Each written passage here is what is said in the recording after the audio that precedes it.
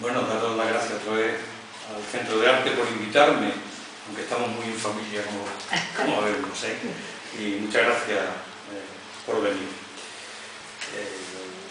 Normalmente yo pienso que este año, 2017, es el centenario de Juan Ramón, porque tiene una obra tan concentrada en este año y de un valor tal que yo creo que tendría que haberse nombrado el año de Juan Ramón Jiménez el 2017. Que me corra. El 2017. ¿Por qué? ¿Qué es lo que publica Juan Ramón? Juan Ramón había estado en la residencia de estudiantes y se había encargado del servicio de publicaciones. También lo hizo, él en el fondo lo que le gustaba es ser editor, que le hubiera gustado ser editor. Y también lo hizo que lo contrató la casa editorial Calleja. Y fue cuando en muy poco tiempo hizo una serie de obras, como digo, muy concentradas. Estío, por ejemplo, que es un libro de amor hacia Zenobia, es el primero que escribe, se publica en diciembre del 16, pero ya pegando a unos días solo del año 17. Después, en enero del 17, publicó la edición completa de Platero y yo, que es cuando se entiende que Platero no es un libro escrito para niños, que él insistía mucho en este concepto. Eso es en enero. En febrero escribe Sonetos Espirituales, que es un libro que él tenía en el cajón. Después publica en el mes de abril Diario de un poeta recién casado, que es por el motivo por el que hoy estoy aquí.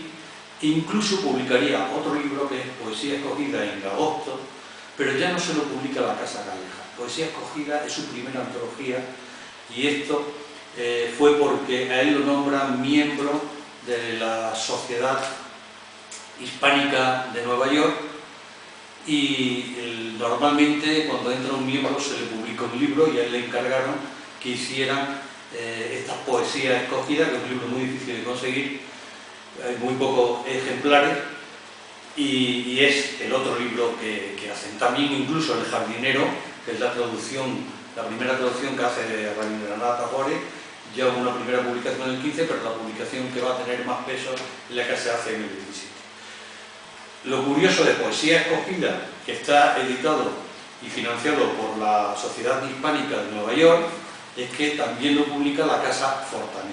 En cualquier caso, en todos estos libros él se encarga de la publicación y de hacer el libro a su gusto. Yo he traído una primera edición del 17, las otras 5. Bueno, él hace 5 ediciones en el 17. Hay una de solo 100 ejemplares, numerados. Yo tengo las 5 y están ahora mismo en Moguer. Pero tengo algunas repetidas. Entonces, para que vean ustedes, yo he traído el cómo él se encarga. Esta es la primera vez que aparece la rama de perejil. Aparece la rama de perejil en estos 4 libros que le va a editar Calleja, y con la leyenda en griego que lo que dice es perejil silvestre. Este es no sé si sabe griego, yo no lo sé, yo porque alguien me lo ha dicho. Sí. Y entonces lo importante es que le gustaba tanto la imprenta, cuidaba tanto sus libros, que él quería que fueran libros limpios, que no tuviera dibujo, le disgustó mucho la primera edición de Platero por los dibujos, por las flores que salían en portada. Él quería en cada página un poema y sobre todo trataba mucho los blancos. Es un libro que se lee directamente. En esta primera edición se ve perfectamente lo que él pretendía y era lo que quería decir. Esta es una característica que van a tener los 4 libros que le va a editar Calleja. Como he dicho, Estío, Platero, Sonetos y Diario. Los 5 tienen 5 ediciones. Todas tienen fecha del 17, pero no todas se hicieron en el 17. Esto es algo que yo siempre vengo defendiendo y vengo diciendo, porque es imposible que en aquel momento hicieran 5 ediciones tan seguidas, ¿no? Bueno, como ven, una vez mostrada la primera edición, Pues antes de seguir, esta es la última, esta me la han hecho para mí. Un editor amigo de Cuenca, Segundo Santo, me ha hecho esta edición. Es una edición parcial, donde yo he escogido algunos poemas. Normalmente hay libros de artistas, son los únicos que faltarían en mi biblioteca, porque son libros muy personales. En este caso, todo está hecho a mano, esto es, e incluso las páginas de algodón y lino de este libro están hechas artesanalmente por Segundo Santo, un editor de Cuenca.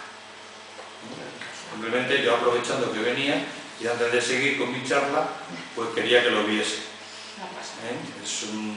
Tiene algún dibujo, alguna ilustración, alguna foto, y este es el último ejemplar, que justo me lo ha hecho el día 20 de abril. Aunque pone 5 ejemplares, en realidad han sido 3. Han sido 3 ejemplares los que se han hecho de este libro, que lo vamos a dejar ahí mientras dure la charla. Tenga cuidado porque es fácil de acabar.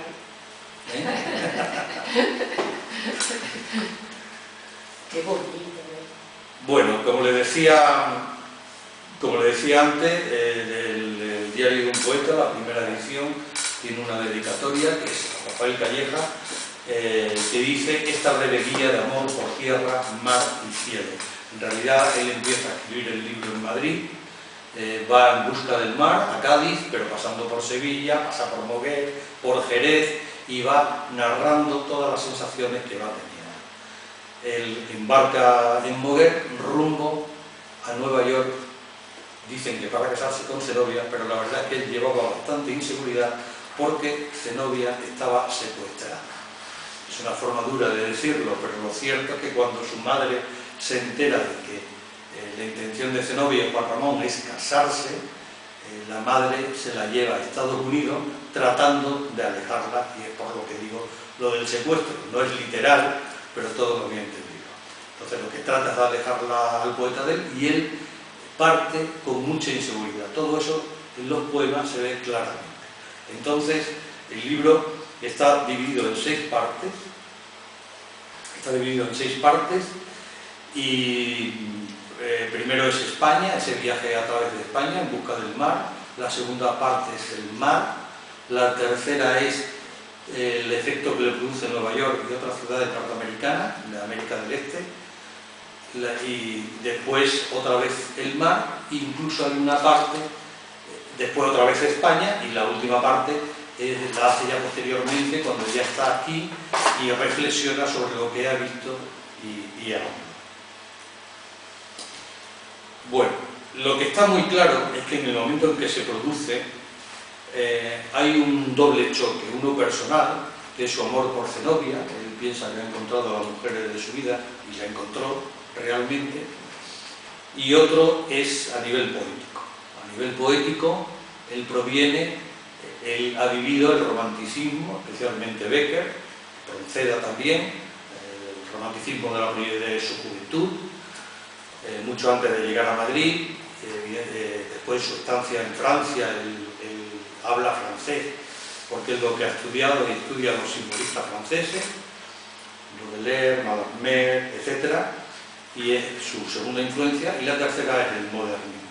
Todos sabemos que llega a Madrid en 1900 y que precisamente viene invitado por Villa Escusa y por Rubén Darío. Él conoce a Rubén Darío, que es el que le condiciona y el que le da los títulos de su primer libro, que son Ninfea y Almas de Violeta. En realidad él trae un libro, lo divide en 2. Ninfea es el título que le sugiere a Rubén Darío, y Alma de Violeta se lo sugiere Villa Escusa. Entonces este es un diario que está muy condicionado por el sentimiento de inseguridad inicial que él tiene en la búsqueda de Zenobia. Es una huida hacia Nueva York y una ansia por llegar a la mujer a la que se ha encontrado.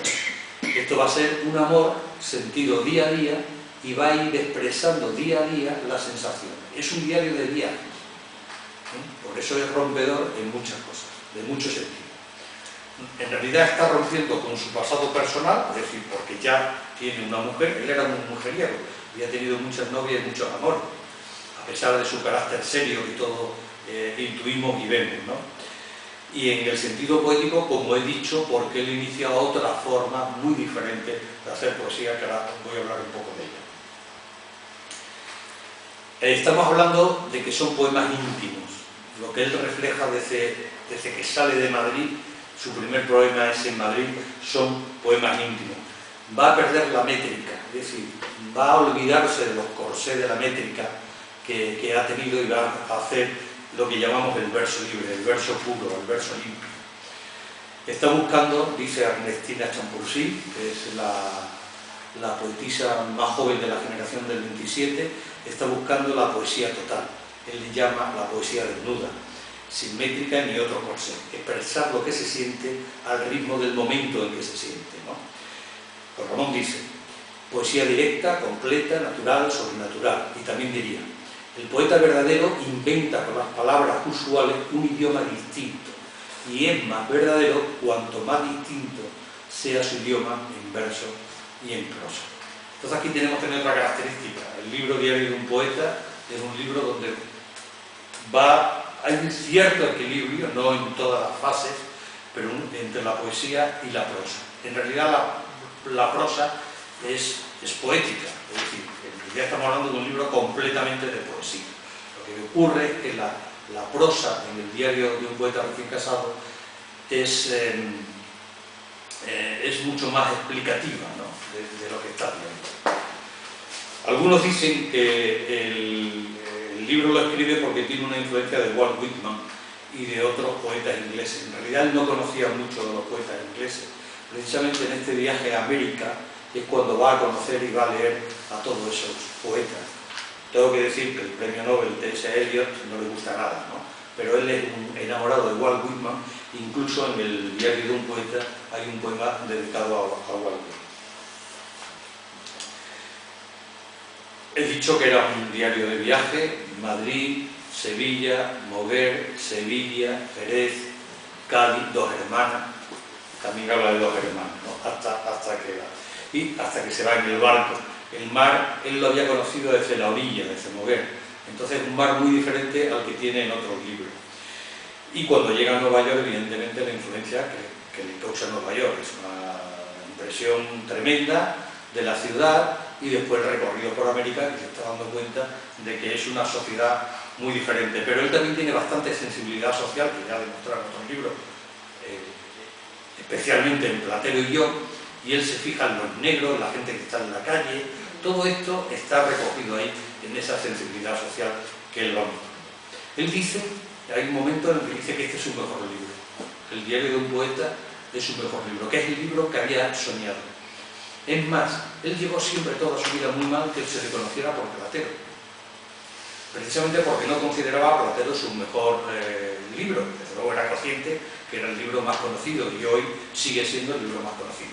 Pero el libro más importante de Juan Ramón, dicho por muchos estudiosos, es este Diario de un poeta. Es más, incluso no son pocos los que piensan que es el libro más importante de la poesía en lengua española en el siglo XX, por la influencia que va a tener sobre toda una serie de generaciones que vienen detrás. Es un libro que va a estar, en el momento en que se publica, estamos hablando de hace 100 años, en la vanguardia de la poesía, un libro hecho de forma diferente, y fue muy valiente también al publicarlo, porque el tipo de poesía que se llevaba entonces estaba bastante encorsetado un poco en los movimientos de los que he hablado antes. Os decía antes que está dividido en 6 partes, pero la mayor parte es mar de ida y mar de vuelta. Mar de ida en la búsqueda de su amor, y mar de vuelta cuando él ya viene con la tranquilidad de que se ha casado. Él se casa el 2 de marzo de 1916 en Nueva York, en la iglesia de St. Stephen. Es un libro que tiene 282 páginas, la primera edición, 243 poemas y prosa. Y él había escrito más de lo que publicó. De hecho, en algunas versiones ya más modernas, en esta que me enseñaba de Visor concretamente, hay poemas nuevos que no están en esta primera edición. Y como también os decía antes, hay un equilibrio entre prosa y poema. En realidad 112 prosa y 131 versos. Hay una característica importante también del libro, y es que él no lo retoca. el que acostumbra a revisar los libros, a retocarlo una y otra vez. En este caso, solamente el poema 243, el último, lo retoca, y el libro, que se publica en 1917, va a ser recogido por la segunda antología poética que lo edita Espasa Calpe, y no como se dice mayoritariamente en 1922, sino en 1920. Lo sé porque yo tengo una edición de 1920, aunque en todos los estudios que he visto no aparece la fecha, sino en 1922. Él lo edita, ahí aparecen, me parece que son 39 capítulos, perdón, versos, en esa antología. Y lo curioso es que no se vuelve a editar, hasta que Losada en Argentina, en el año 48, lo edita. Y él para entonces, ya cuando lo reedita Losada en Argentina, él piensa que la influencia del mar manda más que sobre cualquier otra cosa, y le cambia el título. En vez de Diario de un poeta recién casado, se va a llamar en Argentina Diario de Poeta y Mar. Losada lo va a hacer 3 ediciones, en el 48, en el 55 y en el año 72. En el año 72 le agrega precisamente algunos de esos poemas que no se habían editado anteriormente. Y en España el libro no se va a reeditar hasta que lo hace Afrodisio Aguado, un editorial de Madrid que lo publica en el año 55, entelado.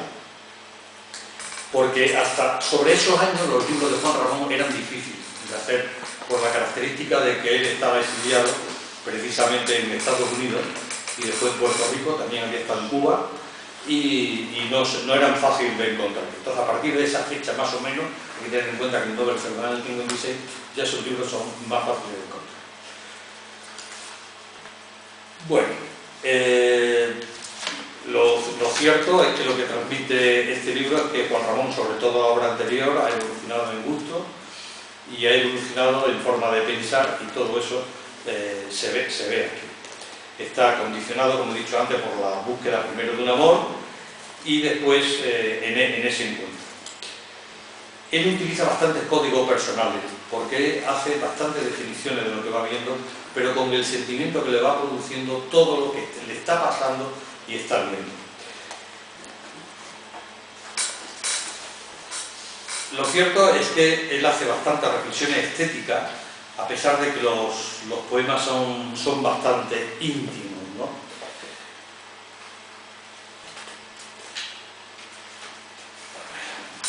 Un segundo, porque no me quiero perder el guión, aunque no sé. Él dice, cuando estaba antes explicando el tema de cómo evoluciona el libro en las primeras ediciones, también él no tarda mucho en publicar el libro, porque él, de este viaje se refiere. Él parte del 12 de febrero de España, de Madrid, y va a regresar a finales de junio. Es decir, que en menos de 6 meses él escribe el libro. Casi todo, excepto la última parte, está escrita durante el viaje. Entonces está escrita al momento y todo son sensaciones íntimas y reflexivas exactamente sobre lo que está viendo. Dice, tan pronto como lo escribí, lo publiqué. Esto es algo que le dice después a Ricardo Bullón en el año 52.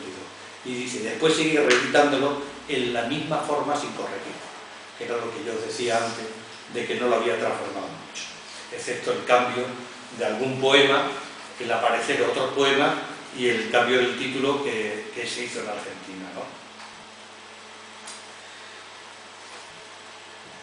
¿Que era Diario de un Poeta y el Mar? No. Aquí, la primera edición es Diario de un Poeta recién casado. Ese es el que tengo yo. Después, hay 3 títulos en realidad. Lo que pasa es que no he querido entrar en el tercero. Diario de un Poeta recién casado es su primer título y original título. La primera reedición, que aparece prácticamente como la primera, se hace en Argentina y se llama Diario de Poeta y Mar. Cuando también se reedita por primera vez en España, también aparece con el mismo título, Diario de Poeta y Mar. Y más adelante, ya en labor en el año 70, es Diario de un Poeta recién casado, pero con las 2 palabras últimas juntas. Recién casado lo utiliza en una sola palabra. Esos son los 3 títulos que tiene el libro y que se pueden encontrar. Ha sido reeditado bastantes veces, especialmente en Visor y Cátedra, y después hay bastantes libros de artistas, yo tengo algunos, traducido al francés, al inglés y al italiano. No está traducido a muchas lenguas, así como Platero y yo son 54 lenguas las que está traducido. En este caso son, vamos a decir, 3 occidentales importantes, ¿no? Hay una cosa muy curiosa, y es que Zenobia escribió también un diario. A partir de que él llega a Nueva York, Zenobia empieza a escribir su diario en inglés. Y cuando Juan Ramón piensa en editarlo, piensa en editar los dos diarios, tanto el suyo como el de Zenobia. Eso no se va a producir, se va a producir recientemente, en el año 2006, una catedrática de Albacete, Emilia Cortés Ibáñez, va a reeditar por primera vez los dos diarios juntos, que era una primera intención de Juan Ramón, porque hay muchos pasajes donde se ve la visión de uno y de otro. ¿Y eso está editado? ¿Se puede conseguir o...? Es difícil de conseguir. Se puede conseguir, pero es muy caro. Yo el último que he visto, puedo decir que está en unos 200 euros el libro. O sea, existir existe, pero es difícil. Bueno, es una obra bastante compleja y va a tener, como decía también antes, una trascendencia en todos los poetas que vienen después. En realidad son muchos que piensan que con él se inaugura, y con este libro se inaugura un nuevo punto en la poesía en lengua española. Y como dice Ernestina de Champursin, aunque encontraba en los demás el rastro de lo suyo, estaba abierto a todas las corrientes. Bueno, Ernestina, como he dicho, era el miembro más joven de la generación del 27 y tiene una influencia tremenda, especialmente en esta generación que se reúne en Sevilla para recordar a Góngora. Ni él ni Ortega y Gasset se suman, y esto le va a traer problemas, porque muchos de los poetas de la generación del 27 que han bebido del diario y han bebido de la poesía de Juan Ramón, después le van a hacer la guerra. De hecho, solamente que piensa la generación del 17, por ejemplo, el Marinero en Tierra de Alberti, claramente influenciado por el diario de un poeta, o Poeta en Nueva York de Lorca, también está bajo la influencia del diario de Juan Ramón Jiménez. Pero tenemos a Jorge Guillén, a Pedro Salinas, Dámaso Alonso, Manuel Tolaguirre, Vicente Alessandre, Luis Cernuda. Luis Cernuda va a ser el que más daño le va a hacer combatiéndolo, porque todos reconocen esa influencia especial. Juan Ramón está muy orgulloso de que todos los poetas jóvenes que vienen después, a partir del diario, empiecen a beber de las fuentes que Juan Ramón inaugura en la literatura en lengua española, y llega a decir ya en 1939: yo he influido en los poetas españoles actuales, siendo yo el primero o el quinto, porque quiere quitarse ahí un poco de importancia diciendo: póngame en el puesto que me pongan, pero la realidad es que los poetas han vivido de él. Como decía, el más duro es Cernuda, pero hay que tener en cuenta también antes que no solamente la generación del 27, sino toda la generación que viene después. José Hierro, Pérez Ferrer o incluso Octavio Paz, por buscar a poetas que beben directamente. Y Neruda. Neruda también es otro de los que lo combaten muchísimo a Juan Ramón. Antes me preguntaba por el tema de Gómez de la Serna, que es un aspecto que, como he dicho, lo reconozco, lo desconozco. Aquí vienen varias cartas. En el epistolario, sí. El epistolario 1. Sí, donde hay un cariño entre los dos y una admiración, además se tuteaban. Se tuteaban los dos. Lo leeré para saber, porque es un tema que no sé, pero ciertamente Cernuda, el poeta sevillano, sí lo ataca muchísimo. Lo ataca muchísimo de una forma bestial, aunque siempre él reconoce que bebe de esa fuente. Alberti dice de Juan Ramón en los años 20: jamás poeta español iba a ser más querido. Lo estoy leyendo, claro, literalmente, para que veáis un poco cómo está la situación y la importancia que tiene. Es decir, crea admiración por lo que él ha hecho, pero hay poetas que intentan después marcarse de este tema. Alberti en los años 20 dice: jamás poeta español iba a ser más querido y escuchado por una rutilante generación de poetas. Y incluso Luis Cernuda dice: que Juan Ramón va a ejercer entre 1917 y 1930 una auténtica dictadura en el ambiente literario español. Eso quiere decir que dominaba absolutamente ese ambiente literario. Perdón. Pasado el tiempo, en 1957, reconoce Luis Cernuda que Juan Ramón sobrevive a sí mismo y a su época. Pero las críticas de Cernuda, que como digo bebe de Juan Ramón, pero intenta apartarse al menos estéticamente en una continua reelaboración poética, en esto Cernuda también es bastante creativo, aparece desde 1928, es decir, inmediatamente después de esa reunión de Sevilla. Y fueron muy duras en 1942, aunque siempre reconoció, como digo, la deuda de la poesía española con Juan Ramón Jiménez. El poeta dice Cernuda que me alentó en mis comienzos y que alentó a mis compañeros de generación y cuya fuerza y delicadeza yo no olvidaré nunca.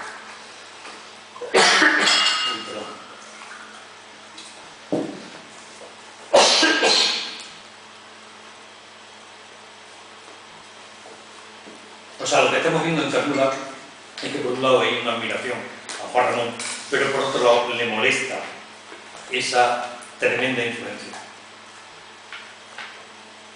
Piensa que hay más poesía. Gerardo Diego, otro de los poetas de la generación que vive de Juan Ramón, le reconoce su influencia estética y técnica y lo define como una poesía humanística. Pero Juan Ramón no se quedó callado, Juan Ramón contestaba, lo cual esto quiere decir que la polémica con todos estos poetas se va haciendo como una bola, ¿no? Y especialmente con dos de ellos, Jorge Guillén y Pedro Sabina. Jorge Guillén, el autor de Cántico, que se publica en 1945, lo llama feriante en todo, vida literaria y vida social. Pero años antes había manifestado qué satisfacción encontrar en Guillén tanto eco mío. A él le molestó muchísimo que tanto Guillén como Sabina lo criticase y se metiera. Uy, perdona, pero... No te preocupes. Es el frío. El ambiente. Sí, claro. Se reseca un montón. El ambiente no está frío, frío es la temperatura. Bueno, y con respecto a Pedro Sabina, el autor de Todo Más Claro lo llama sufragista encapuchada. Yo personalmente no sé si Pedro Sabina era homosexual o no, pero desde luego la expresión sufragista encapuchada es bastante dura, ¿no? Alessandre le llama un existencialista de butaca permanente. Es decir, él mantiene, curiosamente, todos le reconocen un poco la paternidad de la nueva poesía que se está generando, pero a su vez todos le están atacando. Dicen que está en una torre de marfil y entonces acusan a Juan Ramón de toda esa especificidad que él tiene y todo ese interior que todos conocemos de hombre raro, de hombre encerrado en sí mismo. Le debían muchísimo, pero le dolía muchísimo que lo criticasen. En realidad, aquí en España lo que ocurre también es que la poesía se divide en la poesía del exilio y la poesía interior. Y entonces, el hecho de que Juan Ramón también estuviera en su exilio defendiendo a la República le va a traer muchas enemistades dentro del exilio interior, aunque hay gente del exilio interior que desde luego lo admiran y lo apoyan, como es el caso, por ejemplo, de José María Pemán. Bueno, para Juan Ramón la poesía es el mar donde afluye el río, es decir, de muchas formas de ver y comprender esa poesía. Y en aquel momento, en 1917, el diario de un poeta recién casado, él lo considera como el río más grande, depositario de la más grande poesía española. Fue el precursor de la poesía moderna, aun cuando cada río lleve su propia agua, que es tanto como decir su propia poesía. Y no solo renovó su propia poesía, sino también la poesía española. Lo que he querido decir un poco con esto es la tremenda influencia que va a tener este libro, incluso que llega hasta hoy. Es decir, todos los que escribimos en ritmo libre, pues un poco estamos viviendo de este libro de Juan Ramón, que también tiene un punto de surrealismo. Todo cuando está en Nueva York y por ejemplo está viendo la luna, dice, ¿es la luna o es un anuncio de la luna? Porque está viendo tantos neones en las calles de Nueva York, o esos mastodontes gigantescos con pies sucios, se refiere a las calles de Nueva York. Tiene un punto surrealista, incluso dentro del barco. Yo, si os parece, he elegido unos poemitas muy cortos para un poco... De este libro es de donde dice que habla de Nueva York como el gigante de las uñas negras. Sí, mastodonte, lo llama mastodonte, concretamente lo llama mastodonte. Decía, hablaba antes de Walt Whitman y le dedica, dice, una triste cosa, Whitman escribió toda la vida con el corazón puesto en el pecho del pueblo, pero el pueblo lo ignora en absoluto y las clases elevadas lo detestan. Sí. Lo que he dicho antes, Juan Ramón admiraba mucho a Walt Whitman, va descubriendo nuevos poetas norteamericanos en lengua inglesa, él no la domina, pero sí Zenobia, y es quien lo ayuda a comprender a todos estos poetas nuevos que él va a conocer en su viaje en Estados Unidos. Él también tiene esa sensibilidad de pueblo, Juan Ramón. Ya sé que su poesía es un poco más difícil, pero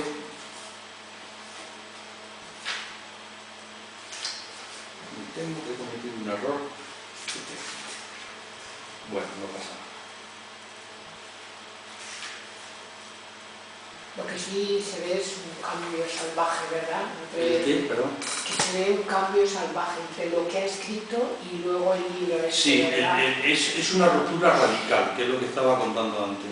El tema no solamente, o sea, es una ruptura radical en su poesía, podría ser en la poesía española en general, pero lo que llama la atención es que alguien que está acostumbrado a escribir, digamos, con ciertas influencias, esas influencias las aparta de una forma radical, es decir, a él se le ocurre hacer esto, por eso digo, he dicho antes que fue muy valiente al atreverse a publicarlo, porque era algo desconocido, mezclar el verso y la prosa era algo absolutamente innovador, y sobre todo olvidarse de la métrica, ¿no? Y sonar como suenan sus poemas. Dice, os voy a leer el primero de todo. Bueno, yo hice un documental, antes les comentaba que hice un documental para el gobierno español sobre la migración española, y yo lo titulé con esto fue en el 2010, 2009-2010, no ubico muy bien el año, y lo titulé como su segundo poema del libro, Raíces y alas, pero que las alas arraiguen y las raíces vuelen. Me pareció tan elemental, tan precioso y tan sencillo que titulé el documental con este poema.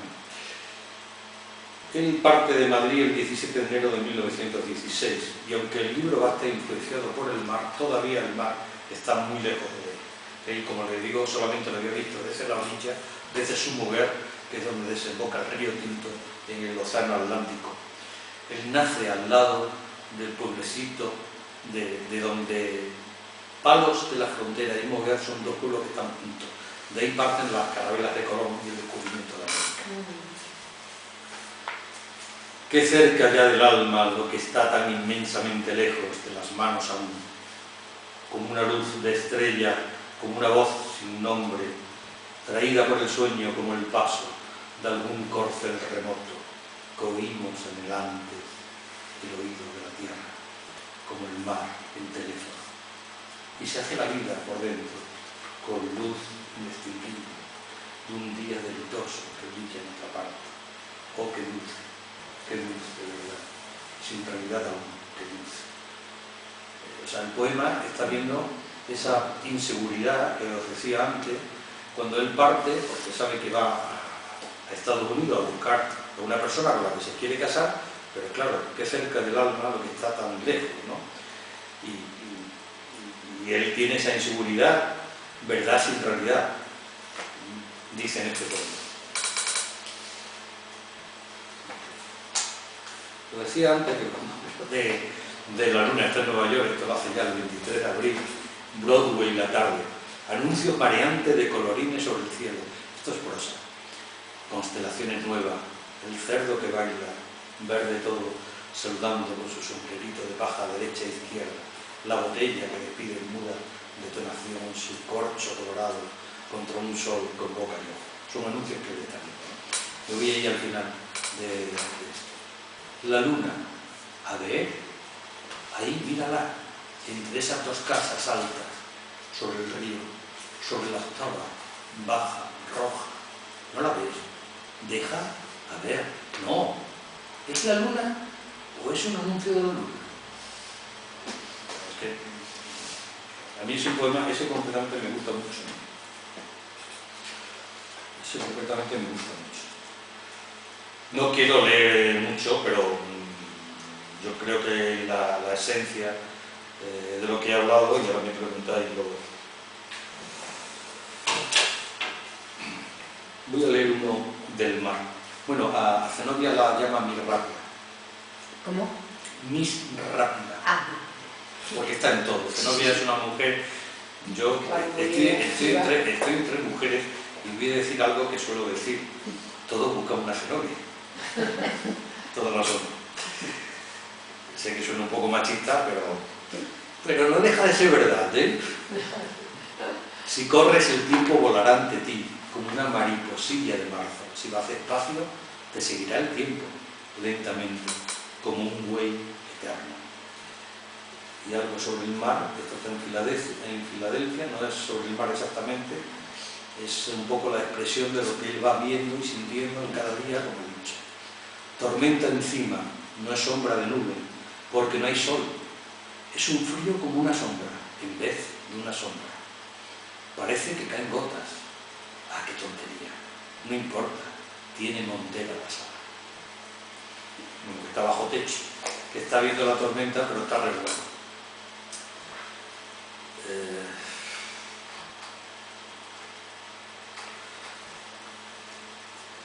Yo estoy ahora en un proyecto que lo he titulado Mar de Pintor, que me están pintando frase, termino rápido ya. No, estaba... Yo termino rápido, no, porque ya no... No quiero. Se llama Mar de Pintor. Y este es un poema que me hace mucha gracia también. Dice, 2 de la tarde, un movible y luciente brocado verde plata, como él está viendo el mar. 6 de la tarde, los valles de espuma blanca se llenan de rosas. A las 7:15, agua alta y verde, ante cielo de nubarrones azul cobalto, cielo gris tras cielo de verano. O sea, nos ha dado un montón de colores según el momento del día. Y voy a terminar con una.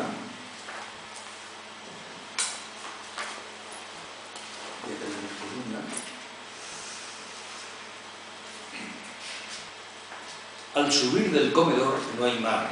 Todos, sin verlo, siguen creyendo que está. Pero no está. No hay mar.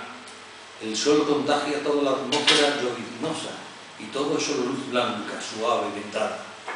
En la unánime claridad, breves sangres derramadas por el día, de albor, leves y largas, vivas. ¿De qué? No sé si por el agua o por el cielo.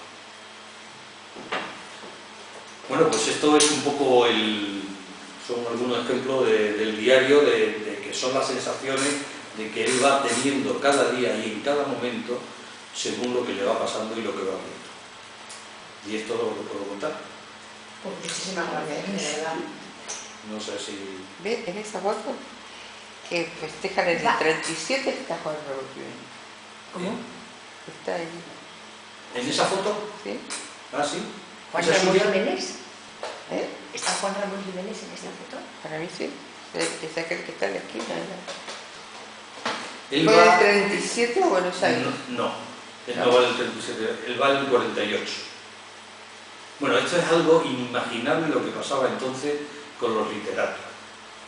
O sea, nadie puede pensar que hoy la gente se mate, el puerto de Buenos Aires se colase para recibir a Juan Ramón Jiménez, a un poeta.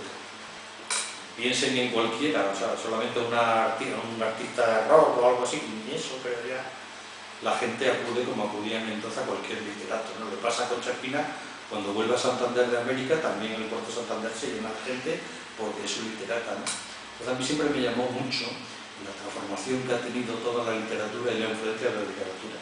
Hombre, hay que tener en cuenta que en el año 17 no existía la radio, mucho menos la televisión y mucho menos el cine. Así que la comunicación no había los ídolos del fútbol. Yo, es tristísimo, ¿eh? Yo en el aeropuerto de Barajas, una vez, venía Severo Ochoa simplemente con su traje, de estas perchas que va y con un maletín de mano, y toda la gente pidiéndole autógrafos al que venía del Real Madrid de no sé dónde, ni lo sé ni me importa, y pasan de largo a pedir autógrafos a un futbolista, y este hombre que ha sido un premio Nobel, que gracias a él muchos de tus hijos que nacerán gracias a su genética no nacerán con malformaciones, y lo ignoras. Es una sociedad un poco no vimos, lo que está claro, tampoco podemos mirar la sociedad de hoy con los ojos de entonces, ni la de entonces con los ojos de hoy, mejor dicho. Pero es evidente que la influencia de lo que se escribía y lo que permanecía en papel es mucho más importante que la que tenemos hoy, que es una cultura audiovisual que además escapa. Uno lo ve y ya se ha escapado. Al día siguiente, al momento siguiente, tiene otra imagen y nos quedamos con lo que estamos viendo. Mientras que la lectura siempre es más reflexiva, es mucho más, evidentemente exige más esfuerzo que ver una pantalla de televisión o de cine, ¿no? Y todo eso existía entonces. Es verdad que también culturalmente las sociedades eran más pobres, pero los que se accedían eran mucho más culturalmente importantes que lo que tenemos ahora. Y hoy, y está claro aquí, somos una minoría. Es decir, quien se interesa por todos estos temas somos muy poquitas. Es un poco su poema, ¿no? Cuando dice, no corras, ve despacio, que a donde tienes que ir es a ti mismo. Es una frase que a mí me encanta de Juan Ramón. Cuando veo tanta gente corriendo y tal, digo, la verdad es que a donde tienes que ir es a ti mismo. Y es una sociedad, para mi gusto, súper frívola, o sea, generalmente, porque hay gente, pero en términos generales es muy frívola, o sea, está muy pendiente de las compras, de los pañones, de los centros comerciales. Yo creo que el hombre, cuando digo el hombre, digo la persona, estamos un poco según las necesidades. Evidentemente, según la sociedad que nos toque vivir, en España no es lo mismo que en Somalia o Guinea, Conakry, las necesidades son diferentes. Entonces vamos llenando esas necesidades. Una vez que las tenemos, evidentemente nos vamos olvidando de otras cosas. Y yo creo que existe poca necesidad de leer. Cuando el conocimiento, es decir, ¿dónde estaba el conocimiento? El conocimiento estaba en los libros. ¿Dónde está hoy? Dicen que en Internet. Dicen que en Internet. ¿Quién coge una enciclopedia para, yo qué sé, una palabra,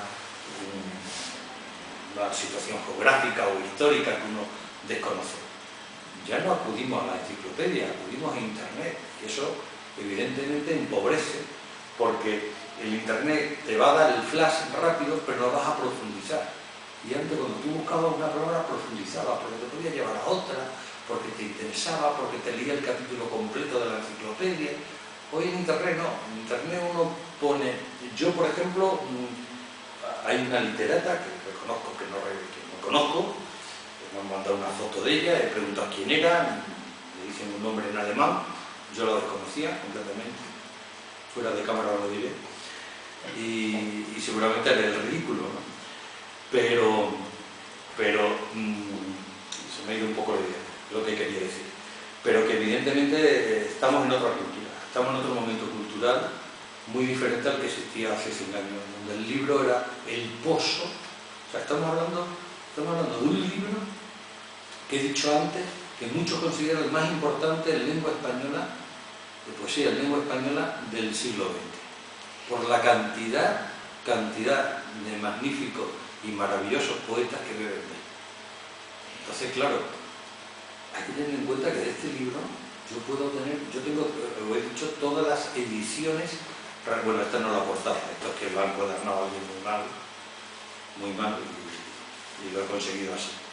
Entonces, por traer una primera edición he debido esta. No, iba a decir, no creo que llegue a 30 ediciones las que se han hecho. Estamos hablando de 100 años. 30 y algo, 30 y algo por ahí, ¿no? Pero claro, un libro tan importante que se haya leído, vamos a decir, tampoco, pues un poco asusta. Es verdad que no es un platero que llega a todo el mundo lo puede leer según la edad que tenga, no todo el mundo puede leer todos los capítulos, que esto yo se lo explico mucho a los niños, pero evidentemente es un libro, tengo más de 400 ediciones de platero. Entonces la descompensación, teniendo en cuenta que Juan Ramón decía que el diario era el libro más importante que él había escrito, el libro que había soñado, pues la descompensación es evidente, ¿no? A propósito del centenario, del diario, va a tener lugar en diciembre. Se está creando, a mí me dijeron, pero vamos, como no se ha hecho el congreso, no me tomó en serio, la Asociación Internacional Ramón Gómez de la Serna, que es otro gran desconocido, mucho más que Juan Ramón. Bueno, Eloy Navarro González, le dice algo, ¿no? Que es profesor en Huelva, que es el director de la cátedra de Juan Ramón Jiménez en la Universidad de Huelva.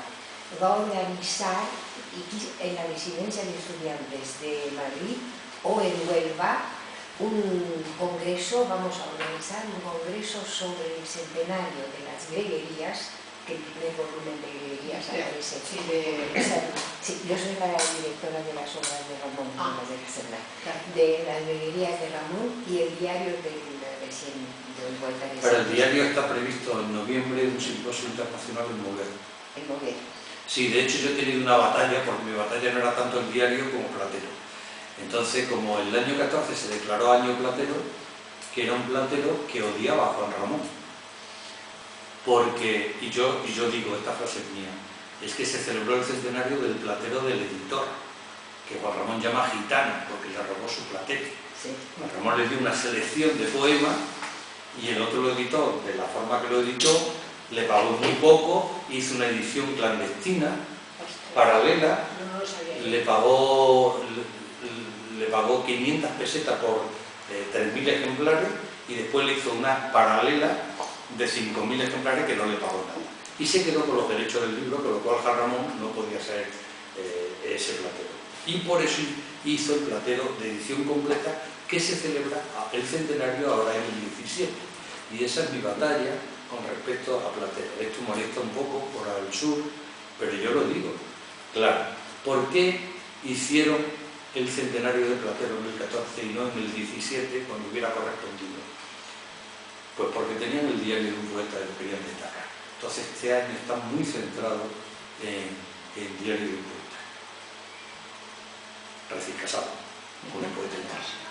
Y entonces está muy centrado y ahora el simposio lo han un poco maquillado. Yo llevé mis 5 ediciones de Platero del 17 en enero, que era cuando se hacía el centenario, y he llevado las 5 ediciones del diario de un poeta. Ahora voy a empezar una nueva historia allí y lo han maquillado un poco con eso, pero en realidad no. El simposio se celebró en el año 14, yo no asistí ni quise saber nada de la historia, porque para mí el año 17, como he empezado diciendo, es el año de Juan Ramón, porque hay muchas obras, ¿no?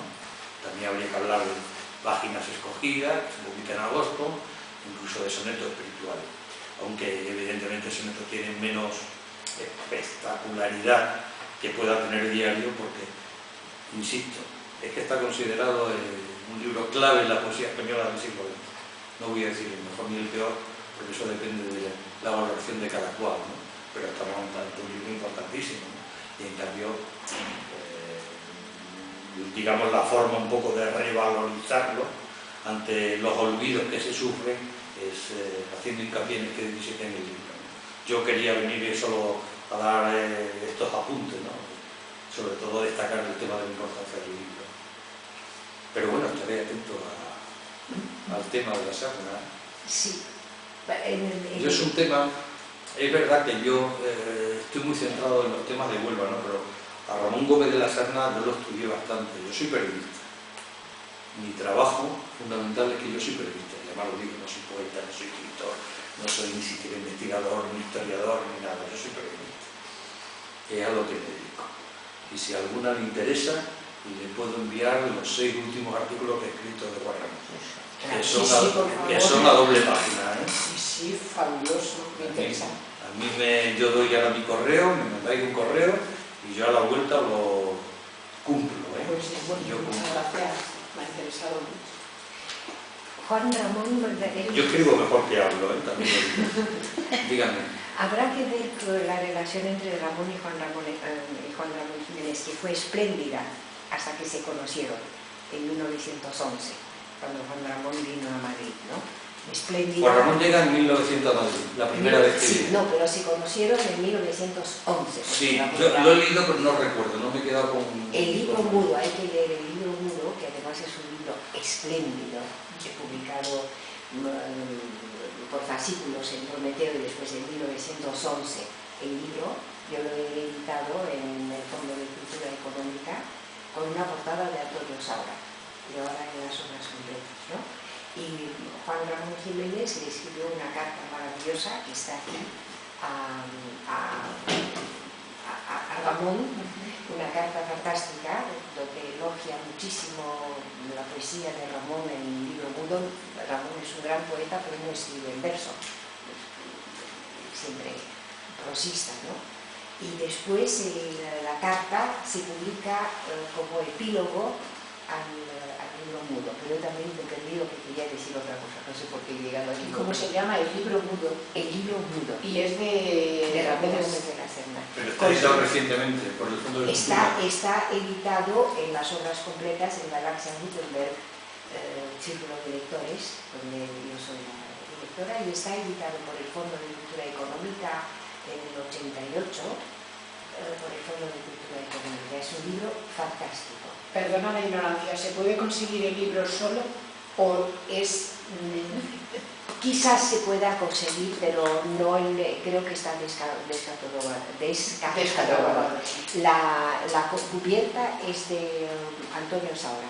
El libro mudo, Fondo de Cultura Económica, cubierta de Antonio Saura. Es un libro que vale la pena ver por si es una poesía. Sí, a mí me gustaría leerlo si dices que está Y descatalogado. Juan Ramón Jiménez, si quieres, bueno, era un- No, lo tengo. Eso me lo he leído entero. Sí, pero las Claro, palabras. pasa de que no Juan me acuerdo Ramón- ahora, claro, no me Las puedo acordar de palabras, todo. no, pero las palabras de Juan Ramón como poeta al libro mudo son increíbles, ¿eh? Una belleza la correspondencia entre los dos. Yo tengo la greguería con la portada del dibujo que le hace Vázquez Díaz, Vázquez que Díaz. también es de Huelva. Yo soy del pueblo de Vázquez. Por ¿Y eso, le yo estoy muy conoces? centrado en... ¿Le conoces a Domingo? A Eloy Domingo, también es a Eloy Navarro Domingo. Personalmente no, pero he oído de él porque todo lo que hace la Universidad de Huelva, en realidad está muy en contacto con la Fundación. Sí. Yo llevo en realidad muy poco tiempo colaborando con ellos. Es que yo me he dedicado a otra cosa. Aquí, Esto que estoy yo jubilado ya está. Hace muy bien. aquí, Se dedica a aquí, otra cosa. a la prensa. Sí, yo he estado en Radio Televisión Española 35 años. Ah, sí. Y me ¿Y he en qué dedicado- programa? ¿En qué programa? Es que me he dedicado a otra cosa que no tiene nada que ver. Ah, Me he no dedicado- será fútbol. No, al periodismo económico. No, o sea, no, era una broma. no tiene nada que ver. No tiene nada que ver. Pues, De todas formas, simplemente quisiera saber de mí, en fin, no llevo años. Yo he visto algo en internet. Que claro, miren de la cultura en internet mi nombre.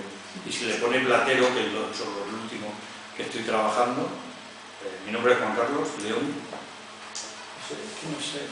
Juan Carlos León.